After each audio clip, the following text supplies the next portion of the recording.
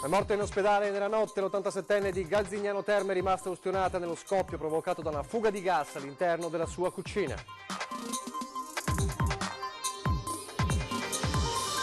14 rinvii a giudizio, 34 riti abbreviati e 4 patteggiamenti, conclusa l'udienza preliminare del processo per l'infiltrazione dell''ndrangheta in Veneto.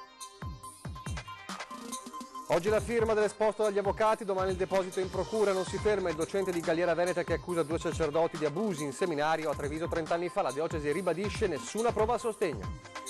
Baby gang in centro a Treviso dopo la rissa in piazza Borsa. Un altro episodio, un ragazzino è stato aggredito con lo spray al peperoncino. Coronavirus all'ospedale Cafoncello di Treviso, test incrociati su tutti gli accessi per influenza, finora effettuate 300 analisi. Prosecco, il presidente del Veneto Zaia si rivolge ai viticoltori, stop a nuove piantumazioni, non autorizzerò altre superfici, le coltivazioni devono essere sostenibili. Ieri sera la cittadinanza onoraria di Vicenza, Paolo Rossi, l'emozione dell'indimenticabile Pablito, legame indissolubile, dice, con la città. Telespettatori di Antena 3, buongiorno e bentrovati. La prima edizione dei nostri telegiornali, la cronaca che ci aggiorna sul dramma della esplosione nella cucina dell'abitazione di un'anziana a Galzignano Terme. Le sue condizioni si sono aggravate nella notte. Dopo ore di agonia è morta Lucrezia Cavestro, l'87enne di Galzignano Terme, rimasta gravemente ustionata lunedì sera nell'esplosione della cucina della sua abitazione. L'anziana, che viveva in via Valli Val San Zibio, è deceduta verso le 4 di mattina nel reparto di terapia intensiva dell'ospedale di Schiavonia, dove era ricoverata. La donna stava dormendo quando è stata investita dall'esplosione e dall'incendio divampato nella sua cucina a seguito di una fuga di gas. I vicini allarmati dal forte boato sono corsi verso la sua abitazione e sono riusciti ad estrarla in attesa dell'arrivo dei medici del 118, dei carabinieri e dei vigili del fuoco, ma le condizioni dell'87enne erano già gravi nonostante l'immediato trasporto all'ospedale di Schiavonia. La donna aveva ustioni di 3° grado sul 90% del corpo. Lucrezia Cavestro viveva da sola a poca distanza dalle figlie. L'esplosione, secondo una prima ricostruzione, sarebbe stata causata dall'incendio e dalla perdita di gas GPL. Forse la bombola era vecchia o difettosa. Lo scoppio ha divelto porte, vetri e finestre della sua abitazione. L'inchiesta sull'infiltrazione dell''ndrangheta in Veneto, 14 persone andranno a processo, così è stato stabilito nella udienza preliminare del processo in aula bunker a Mestre. 14 rinvii a giudizio, 34 riti abbreviati, 4 patteggiamenti da definire per il mancato assolvimento del risarcimento all'Agenzia delle Entrate. Si è chiusa così nell'aula bunker di Mestre l'udienza preliminare del processo su infiltrazioni dell''ndrangheta in Veneto, che vedeva 54 imputati. Infiltrazioni della cosca Grande Aracri nel tessuto imprenditoriale veneto dal 2013 al 2017. Altre 2 posizioni sono da definire perché un imputato è latitante. Minacce, estorsioni, violenza aggravate dal metodo mafioso, false fatture e ricettazioni con favoreggiamento all''ndrangheta sono le accuse principali. Il dibattimento, per chi non ha chiesto il rito alternativo, inizierà il 23 marzo in tribunale a Venezia. Compariranno davanti ai giudici i padovani Sergio Bolognino, Andrea Biasion, Luca De Zanetti, Emanuel Levorato e Renata Muzzati. I trevigiani Antonio Gnesotto e Ferdinando Carraro, una romana e 6 calabresi.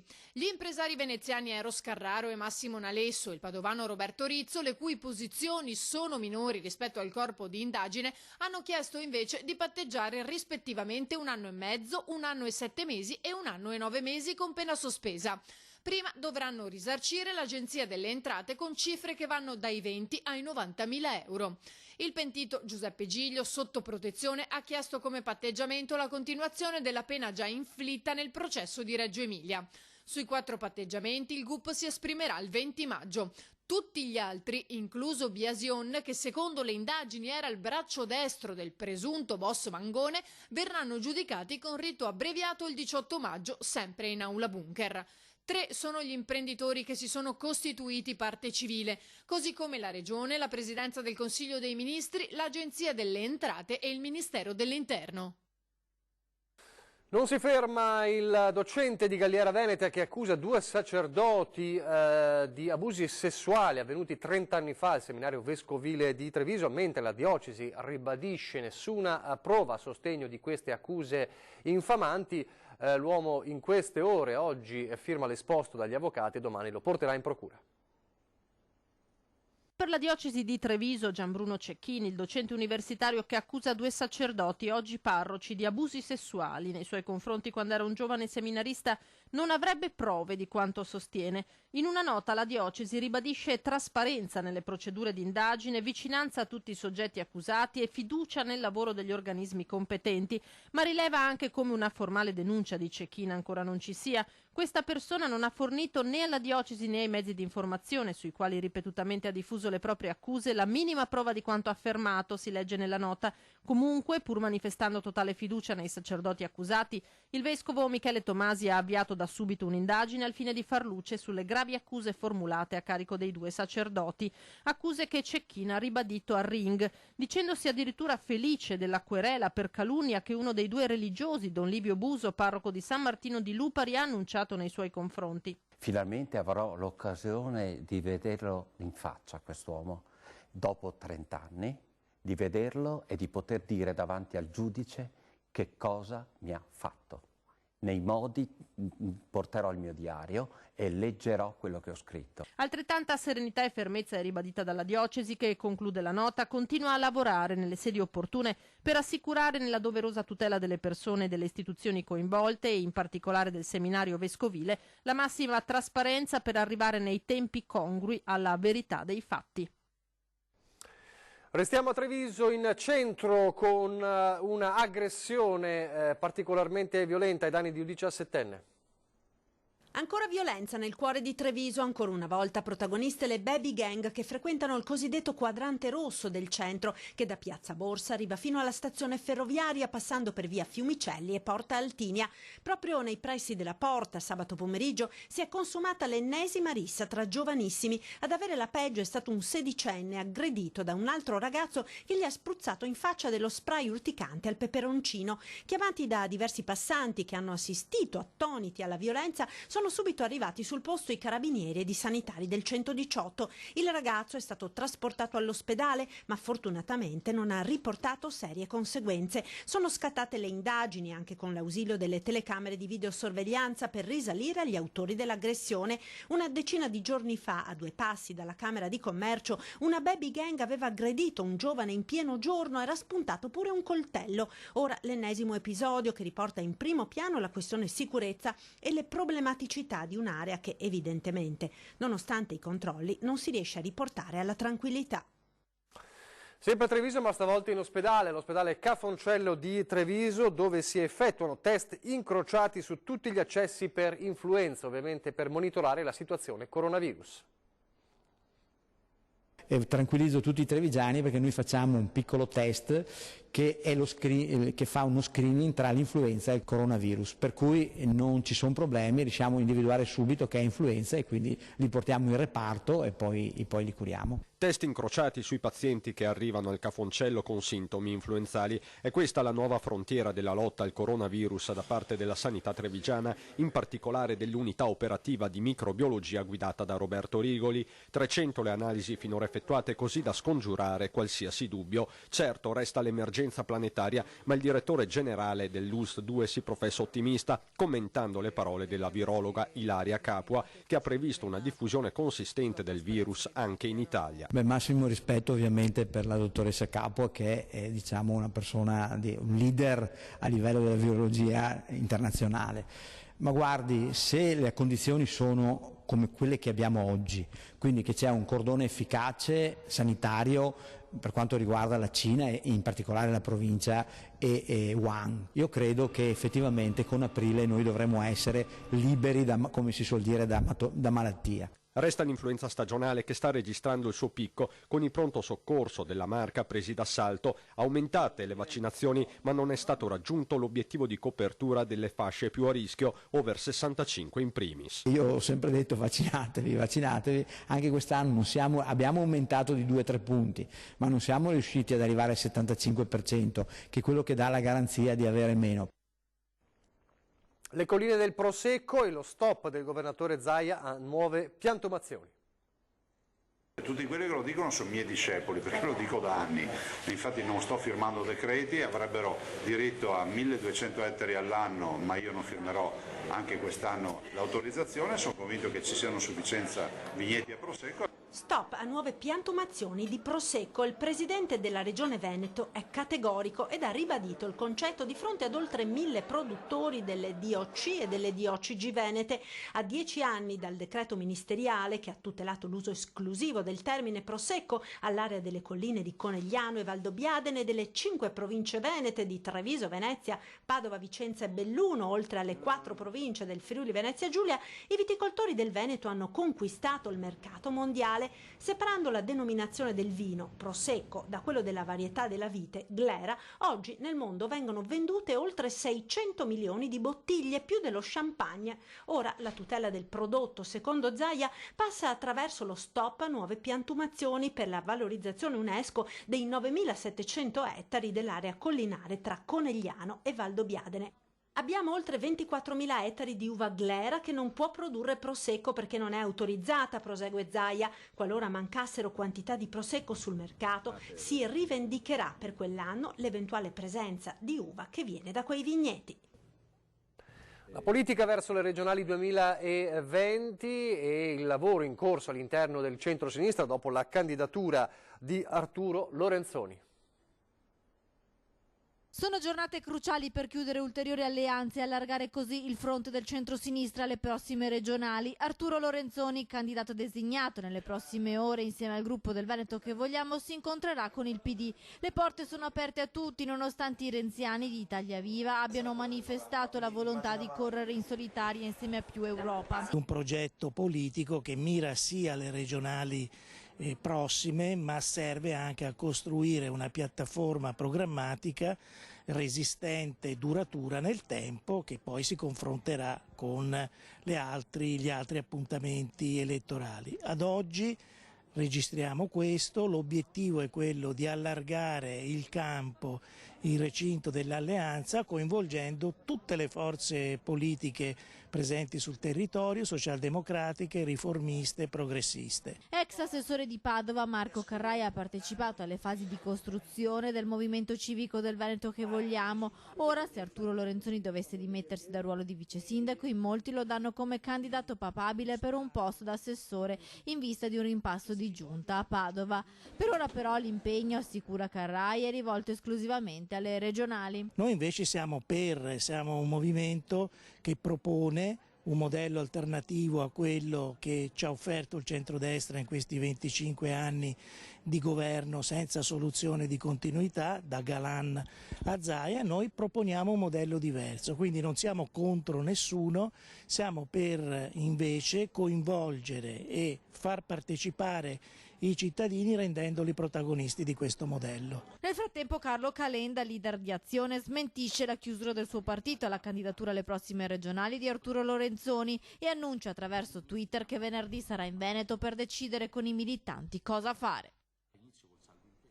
Torniamo alla cronaca e torniamo a parlare delle razzie nelle auto in sosta a Vicenza, una vera e propria piaga che ha spinto ovviamente alla riunione di un comitato ordine pubblico e sicurezza. Vediamo cosa è emerso.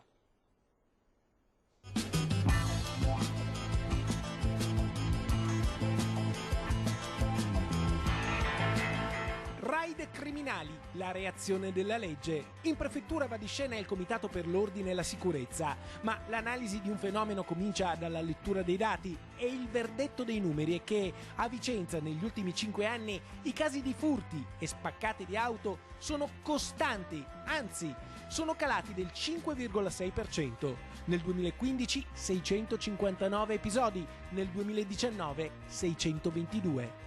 Le punte massime che abbiamo raggiunto nel corso del tempo è di circa 2 episodi al giorno, il dato preciso è circa 1,7 al giorno. Una una novantina le spaccate di auto e i furti denunciati a Vicenza dall'inizio del 2020. Per questo le forze dell'ordine sono pronte a dare un giro di vite. Aumentano i controlli nelle ore notturne, vengono rafforzate le pattuglie antidegrado della polizia locale, supportate da auto civetta. In prima linea scendono agenti in borghese, sia dei vigili che della questura, così come i carabinieri che rinforzano la loro presenza in città. Abbiamo aumentato anche la presenza delle pattuglie sul territorio in determinate fasce orarie e in determinati quartieri della città. Non solo, c'è il patto coi cittadini con controlli di vicinato che verranno estesi ai quartieri ferrovieri, Santa Lucia, Centro Storico, e dal 5 marzo la prefettura stringerà un accordo con Palazzo Trissino, i comuni del Vicentino e gli istituti di vigilanza. 1000 occhi sulle città, ossia coinvolgeremo la vigilanza privata in attività in qualche modo preordinata a poter allertare velocemente le forze di polizia su fattispecie che comportino l'esigenza di un loro intervento. Che siano le guardie giurate, che siano i comitati cittadini, che sia il controllo di vicinato, cioè sono tutti strumenti importantissimi che da soli non hanno senso, ma combinati in un rapporto sinergico secondo me possono offrire grandi soluzioni alla sicurezza della città di Vicenza. Ma non finisce qui. Il sindaco sta progettando il collegamento delle telecamere di videosorveglianza con il comando dei carabinieri, mentre il prefetto convocherà presto il genio civile per verificare gli interventi più idonei su argini e fiumi per blindare gli anfratti dove si possono nascondere stupefacenti e tossicodipendenti che verranno colpiti da maxi multe. Vogliamo andare a colpire, come già stiamo facendo in altra maniera attraverso la videosorveglianza e il nucleo dei NOS, coloro che consumano la droga e quindi vanno a contrattare nelle zone di acquisto della droga, in area pubblica o in area aperta al pubblico, appunto la sostanza stupefacente. Attraverso quindi il sanzionamento di queste condotte, una sanzione amministrativa a carico di chi compra per 400 euro di multa di sanzione. Nel veneziano adesso per un incidente, una donna ubriaca al volante stava andando, pensate un po', a comprare del vino. Ci racconta quanto è accaduto la nostra Ilaria Marchiori. Ilaria. Buongiorno da Pianiga. I carabinieri di Dolo hanno denunciato una donna di 48 anni di nazionalità rumena che a bordo della sua auto ha perso completamente il controllo schiantandosi contro il cancello di una cantina sociale che stava raggiungendo per comprare dell'altro vino. La 48enne infatti di professione badante era completamente ubriaca. I militari che sono intervenuti poco dopo per prestarle soccorso ci hanno messo poco a capire il motivo dello schianto contro il cancello di questa cantina sociale a Pianiga e quindi l'hanno sottoposta immediatamente all'alcol test, scoprendo a quel punto che il suo tasso alcolemico era di 3,33 grammi per litro di sangue. Il veicolo è stato sequestrato. Da Pianiga è tutto, restituisco la linea allo studio. Grazie Ilaria Marchiori, adesso la pubblicità.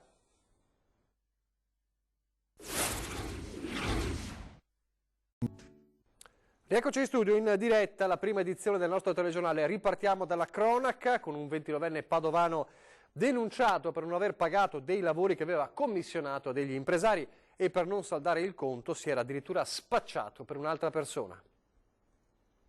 Ha usato il nome di un altro per non pagare lavori edili per 4.000 euro. Nei guai è finito un 29enne originario della provincia di Padova, già noto alle forze dell'ordine, che i carabinieri della stazione di Riese Pio X, nella Castellana, hanno denunciato a piede libero.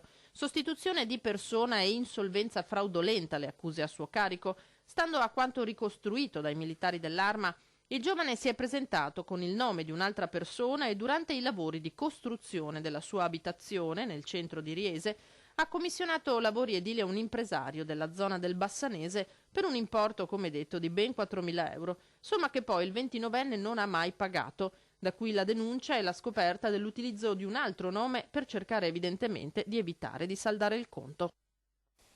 Davvero incredibile quanto accaduto tra Malo e Marano, siamo di nuovo nel Vicentino, ladri in azione che razziano attrezzi agricoli in un'azienda appunto agricola in campagna, si portano via il gallo, lo friggono e se lo mangiano.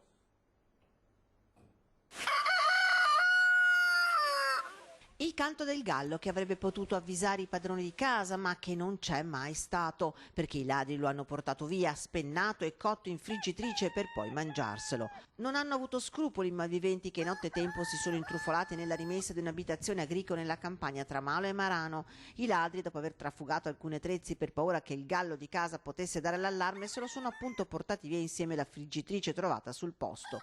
Poi, una volta al sicuro, lo hanno spennato e fritto e se lo sono mangiato. I ladri recidivi perché alcuni giorni dopo sarebbero ritornati nella stessa abitazione per portarsi via la moto zappa che non erano riusciti evidentemente a prendere la volta prima. Ora i carabinieri stanno vagliando le immagini delle telecamere di videosorveglianza di un'azienda della zona artigianale che potrebbe aver immortalato i ladri.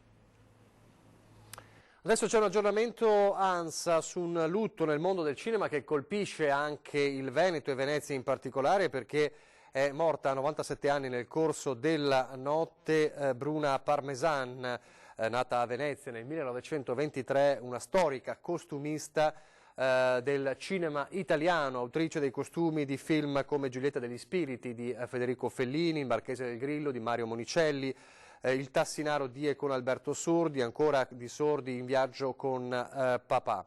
Anche Febbre da cavallo, storico film di Steno degli anni 70, appunto la notizia della morte è arrivata dall'amico sceneggiatore Filiberto Scarpelli, nipote di un altro storico protagonista del cinema italiano degli anni 60, soprattutto Furio Scarpelli, sceneggiatore della commedia all'italiana, e dunque la notizia che colpisce anche ovviamente Venezia, essendo nata Bruna Parmesan a Venezia nel 1923.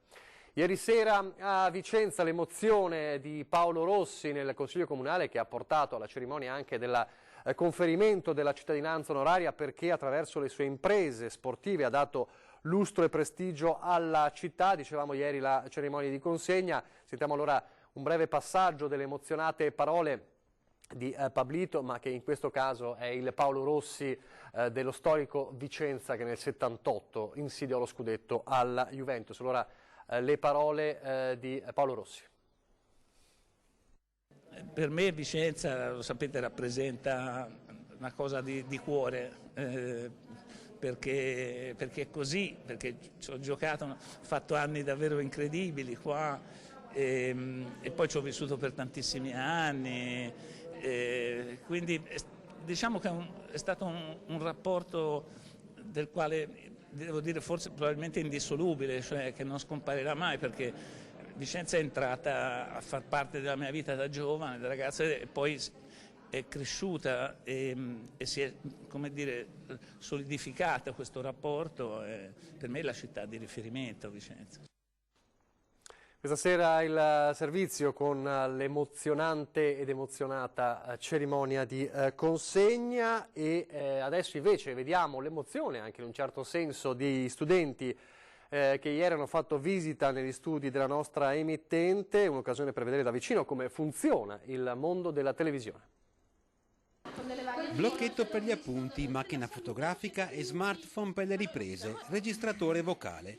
Si sono presentati con tutto quello che serve agli studenti delle classi quarta e quinta della scuola elementare di Cusignana di Giavera del Montello, in visita agli studi trevigiani di Media Nord-Est, per vedere da dentro come funziona un'emittente televisiva, dagli studi alle trasmissioni, dai palinsesti al telegiornale. Anche ora programmarla, è una cosa un po' più, però tutte queste cose sono importanti. Si entra ordinati in redazione per toccare con mano il percorso delle notizie, dalla raccolta alla scrittura, dalla lettura dei servizi al loro montaggio. Questa è la redazione del telegiornale, ok? Qui i giornalisti dalla mattina alla sera cercano notizie, preparano le truppe. Intanto c'è chi si mette già all'opera dando un'occhiata ai giornali. Per far conoscere le notizie. Quelle più importanti. Uno sguardo ai montaggi, ma ad accendere l'interesse è la prova in prima persona dalla telecamera. Te la metti qua, guarda, qua. Mi è piaciuto tanto perché ad Antenna 3 ho imparato un po' come i giornalisti svolgono il TG. Tantissime le domande, a testimonianza di una vivace e sana curiosità. Qual è stata la scintilla che ha fatto sbocciare la passione per il suo lavoro? Dopo ci farete vedere un telegiornale in diretta per le notizie. Certo che sì, chi in studio sotto riflettori e telecamere, chi in regia tra monitor e mixer, a seguire la messa in onda del telegiornale. A colpire però forse più di tutto è lo studio virtuale e le magie del chroma key verde, in grado di far scomparire maestra e alunni.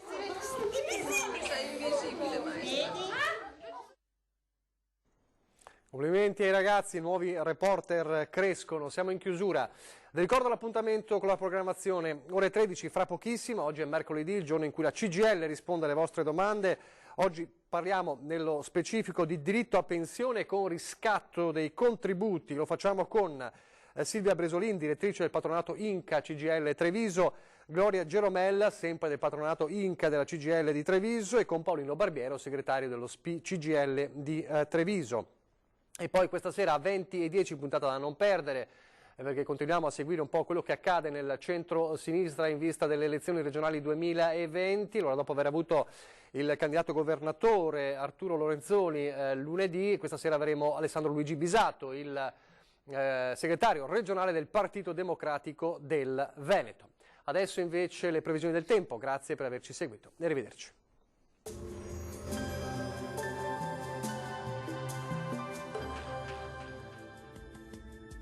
Benvenuti al meteo. Venti di maestrale sul nostro territorio, tempo comunque sempre in genere stabile e asciutto. Il dettaglio di mercoledì 19 febbraio. Sul Veneto sarà una splendida giornata soleggiata, il cielo infatti si presenterà al massimo poco nuvoloso, non si escludono tuttavia nubi basse e locali nebbie al mattino sulle aree pianeggianti.